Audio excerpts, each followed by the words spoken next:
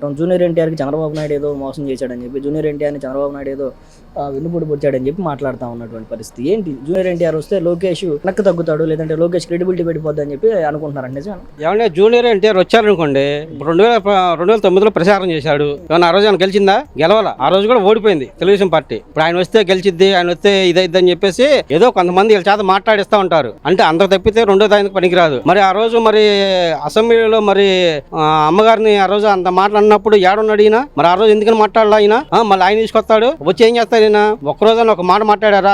నాని గురించి కానీ, అది వీళ్ళ గురించి కానీ, అన్నోళ్ళ గురించి, వాళ్ళ వంశీ గురించి మాట్లాడకుండా మెదకుండా కూర్చొని నా పని నాదే అన్నట్టు ఆయన కూర్చున్నాడు. అసలు ఆయన తేవాల్సిన పని ఉంది వీళ్ళకి. అంటే ఈ తెలుగుదేశం పార్టీలో ఈ కుటుంబంలో ఏదో తగాదాలు పెట్టాలి, తగాదాలు పెట్టి మనం కూడా దాంట్లో చలిగాగాలని చెప్పేసి చూస్తూ ఉంటారు వైసీపీ వాళ్ళు. జూనియర్ ఎన్టీఆర్ గారు, లోకేష్ గారు, బాబు గారు, బాలయ్య బాబు గారిని వాళ్ళ ఫ్యామిలీ విషయాలు, వాళ్ళ ఫ్యామిలీలో వాళ్ళు మాట్లాడుకుంటారు. అవన్నీ వాళ్ళతో బాగానే ఉంటారు. మధ్యలో ఇలాంటి అభియోగాలు ఇచ్చి జనాల్లో ఏదో బ్యాడ్ గా చేయటం తప్ప ఏమీ లేదు.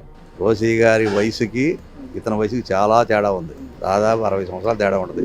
ఆ రోజు కూడా జూనియర్ ఎన్టీఆర్ బాధపడలా, తాతగారు నేను పిల్లోడినే, మీ వయసుకు తగ్గ మాట్లాడలేను, కానీ మీతో పాటు నేను సమాధానం చెప్పగలను చెప్పి రోసీ గారికి సమాధానం చెప్పాడు. ఆయన పిల్లోడని ఎగతాలు చేశారు. ఆయన పిల్ల అవ్వచ్చు, కానీ ఇలాంటి స్ట్రీప్ ట్రిక్ చేసేసి రాజకీయ లబ్ధి పొందడం కోసం, కుటుంబాల్లో చీలిక తీసుకురావడం కోసం ఇలాంటి పనులు చేస్తుంటారు వీళ్ళు.